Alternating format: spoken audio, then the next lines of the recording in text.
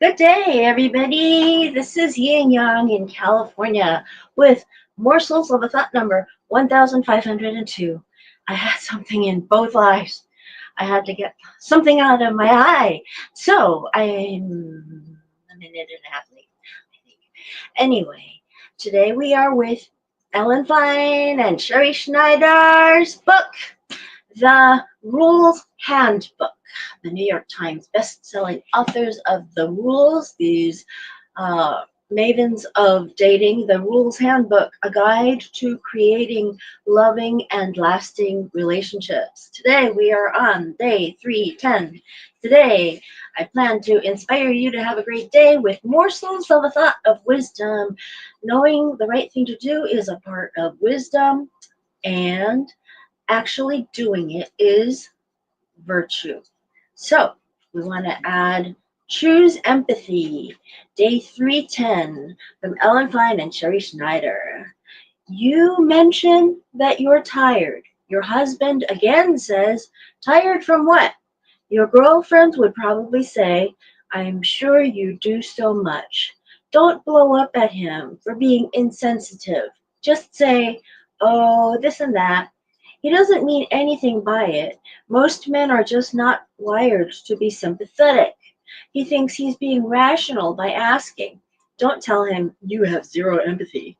Men are not raised to call each other if they have a cold or back pain. Women, on the other hand, will text three friends that they got their period or didn't sleep well.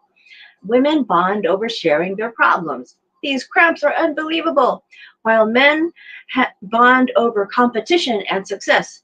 The Yankees won. If you can't accept his reaction, don't tell him you're tired. Tell your girlfriends. Yes, yes, yes. And you can text your girlfriends nowadays too. I have been Today is day number, what day is it? Day number 39 of my going swimming every day. So the idea is I show up to a date and I'm going swimming afterward. I just don't put on my swim cap. I want to um, make it a good day. Day 311. You know something? It is true. We will call each other my action partner, my accountability partner. I'll call them and tell them everything that's going on because we're wired, women are wired to help each other and wired to, it's like you have to tell me your problem or else I won't be able to help you. And if I tell you my problem, maybe you can help me too. So we are the gatherers of the hunter and gatherer group, you know? So I am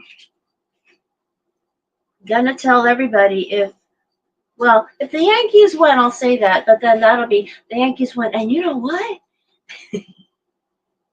Day 311. Avoid telling him what to do. Don't tell your husband what to do. Yes, you read that right. Pretend you're dating him again and don't let your domineering lower self come out and try to force your will on him because we know we can be destructive of people. We can destroy a man. It is the truth. Who said that recently? Oh gosh. Anyway, back to the authors. When you need his help with something, let him know how important it is to you first. You cannot make him make more money or lose weight or stop drinking or smoking or pick up his clothes off the floor or whatever he's doing or not doing. You know, the first time I ever heard, I'm going to tell you an example here of the way to tell a man what to do was when I heard my ex's mother talking to him. Like, she would say, you want to do that? But he would go, ugh, and he would go do it. Because to him, you want to do that meant you want to do that by his mother. So I found out that if I spoke to him the way his mother did, he would do what I wanted him to do. You want to go to the restaurant? It's like, Back to the others. You can't make him work less if he's a workaholic.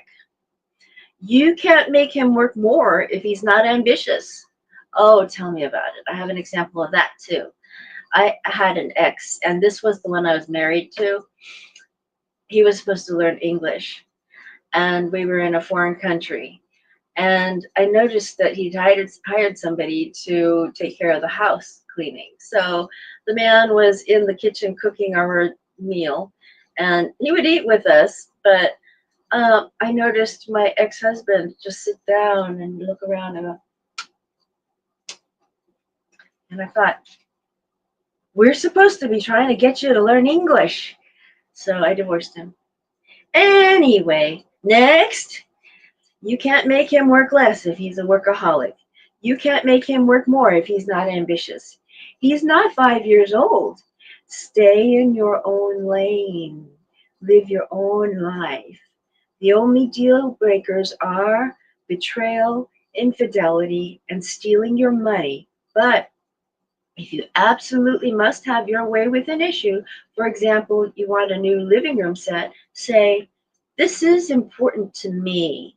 Maybe it can be an anniversary present, so that way it's a gift to you. You make it so that he appreciates that it's like a gift to you.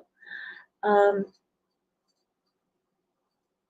The guy that I divorced, he did steal my money out of my wallet. And there was one day there was 1,000 yuan missing, and actually 3,000 were missing because in Chinese money it was like almost like play money to me. So I admit it was my fault for not keeping track better. But one day I looked and I said, why do I only have 1,500? I'm supposed to have 4,500. And so the next 2 days later, the money reappeared.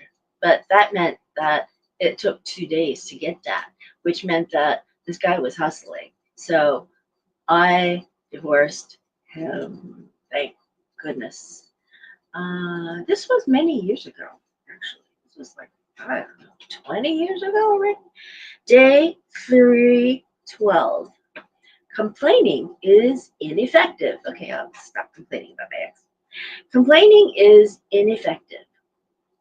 You think your husband drinks or eats too much. He's a slob. He's addicted to sports. He takes forever to get to the point when you ask him a question. Whatever it is, you wish he was more self-aware like you. When you were dating, you barely noticed his bad habits because you were so in love and wanted to marry him. Maybe you secretly thought you could change him. Now you're investing your energy to constantly fix him from your lower self. Ask your higher self what you would be doing if you weren't focused on him. Why not be productive instead of nagging him about his bad habits or things you don't like? Be careful. Realize he can easily turn around and do the same to you. Ooh, and that would hurt too, wouldn't it?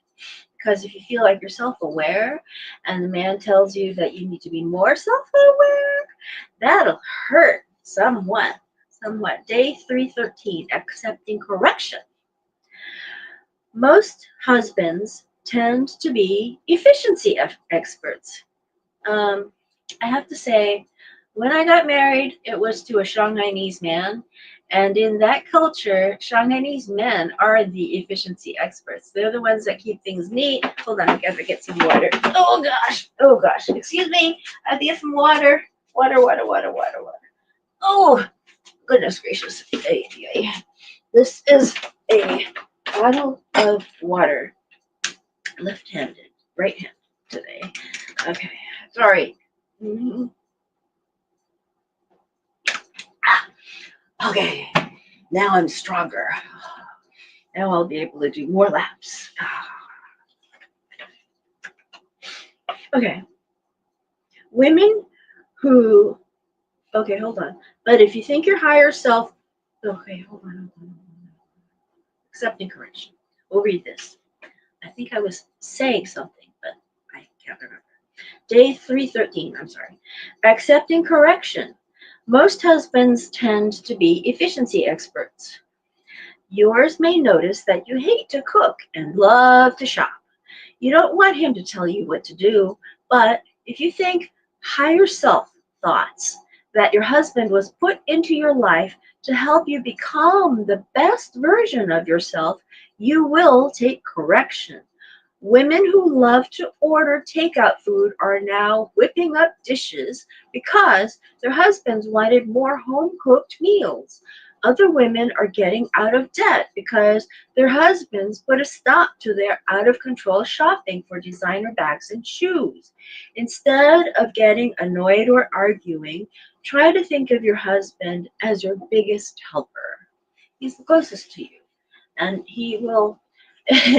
The Shanghainese are kind of reputed to be, the men are supposed to be tidy, neat freaks, and they're supposed to be really good at accounting. I mean, it's a stereotype, but at the same time, for some reason, the Shanghainese men are renowned to be, good cooks, good housekeepers, something like that. So I was pretty pleased at the time when I first got married. So this part does hold true. He is your biggest helper. He will correct you. He will say, "Don't you know that this is better when?" And then in my case, this one said to me, "Don't you know that wealthy people always make their beds in the morning? That if you don't make your bed, you tend not to get wealthier?" And I said, "Oh, okay." So at that time, this was 20 years ago, more than 20 years ago, I did start to make my bed early and not even get up and go somewhere and then come back to make the bed. I would actually almost half sheet myself so that when I was sleeping, I would make it so that I hardly ever moved the covers at all. And then when I got out, I would crawl out with my crawl out like a mermaid swimming out of the sheets under the covers. So that was interesting. Anyway, day 314. Don't try to change him. I think that's even in the original rules. Let's take a look. The original rules book is here. Oh, by the way, this is the rules dating journal. In case I haven't shown it to you before, I just realized it's been sitting where my journals are. And this is where you get to write down all the things that become red flags. Don't try to change him. Where is it? I shall find it. Don't try to change him. Don't open up too fast. Don't need a married man. Don't try to change him. Because it's in this one or in the second half of All the Rules.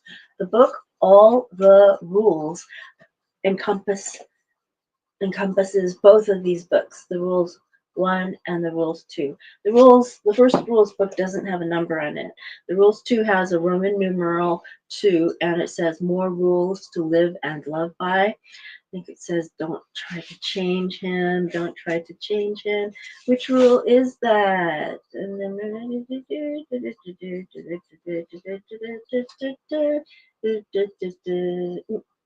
I don't see it. But it is a no-brainer. It is a given. You don't try to change him. Anyway, that's the subtitle of this day. As we keep mentioning, women often marry a man thinking that they will change him. They quickly realize they can't and shouldn't. If he's a work, they may realize he can't, but they may not realize they shouldn't. So here it is written, they shouldn't, okay? If he's a workaholic, don't ask him to be home for dinner at 6 p.m., play board games, or do puzzles every night. Only help him change if he asks for help. Besides, the best way to change him for the better is by example, like my Auntie Susie. If he sees you modeling your higher self, eating right, exercising, and being positive, happy, and busy, instead of your lower self being lazy, annoyed, or complaining, he will be more attracted to you and want to be a better man for you. You know how when there's love at first sight, um, love at first sight, and you have this feeling that you want to do everything you can to attain the bond that you so seek with this person, and you would do anything to routinely change yourself so that the other party will be attracted to you, more attracted to you. So with love at first sight, this is almost a no-brainer, but the do not try to change him is not necessarily automatic thinking. So try to put that in. I'm going to read it one more time only because it is so important. Don't try to change him. As we keep mentioning, women often marry a man thinking that they will change him. They quickly realize they can't and shouldn't. If he's a workaholic, don't ask him to be home for dinner at 6 p.m., play board games, or do puzzles every night. Only help him change if he asks for help. Besides, the best way to change him for the better is by example. If he sees you modeling your higher self, eating right, exercising, and being positive, happy, and busy, instead of your lower self being lazy, annoyed, or complaining, he will be more attracted to you and want to be a better man for you. See? So, day 315. Stay out of results. Don't follow up to see if your husband or anyone in your life is using your advice, as curious as you may be. They should contact you, much like a guy has to call to ask you for the next date. Showing too much interest in the outcome is controlling and desperate. You are happy and busy with your own life, not consumed with theirs. In other words, you're in motion over here, focused on your own life. You're not in motion over here of watching them. That's not good. Okay. You are humble and helpful, not ego driven or playing savior or looking to be thanked. You know, playing savior is like playing therapist, or, you know, you really can't help other people sometimes, especially, for example, a woman who has domestic abuse. Don't offer your home because you're going to wind up feeling like you're a target for the abuser. So there's that. You're not codependent and so focused on solving other people's problems that you ignore your own. See? Spiritual teacher Emmett Fox said, "Those who mind other people's business neglect their own." Emmett Fox. Okay. Apply the rules to achieve your higher self. Number 1 out of 3. Your instinct may be to react or fight when your husband inadvertently triggers you. So pause and think how best to not step into the pothole. Whether that means running into another room, calling a friend later to calm down, or tabling the conversation for 24 hours. You have choices, so don't act like a victim. If your husband, that's number 2, if your husband, this is number 2. If your husband says your credit card bill has never been higher and it's all your fault, holiday shopping and too many spa days with your girlfriends, don't get defensive or scream. Maybe it's those fancy golf clubs and season tickets to the Knicks that put us in debt. Calmly look at the statement and see where the money went. Show him the facts and figures and vow to do better. Don't retaliate when he overreacts. See, if he overreacts and he's jumping up and down, you don't jump up and down with him to argue. You stay calm and do the facts and figures. If you're wrong, you are your higher self and you vow to do better. If he's wrong, you don't rub it into him. Your higher self there too. Number 3, rules for marriage 101. In any argument, stick to the topic. Don't throw in the kitchen sink and say, and another thing, remember when you. A man can only take so much. Now, with the rules handbook, you are looking at a compilation of all of these books. There's another one. Anyway, there is another one. There are more. Um, these are the books that started out. I'll go from bottom to top in terms of which ones came first. The ones that go up at the top are the ones that came second or later. So there's these, and then I think in Europe they got one for the digital age, the complete book of rules. This one seems to be a UK version, and it has the rules as well. I think they are numbered in the same way. Let me take a look. I remember that. Yes, they are. They are the history of the rules, and then they have.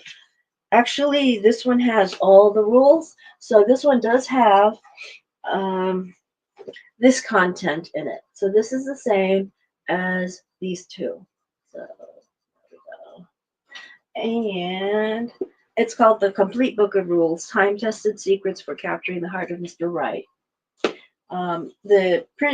The language appears to be more UK type than not. And then the rules for marriage. Rules for marriage. Uh, Rule number 1, relax during the engagement and wedding. Rule number 2, continue to be a creature unlike any other. SCUAO. Okay? So, and let me see. I don't want to look in my journal.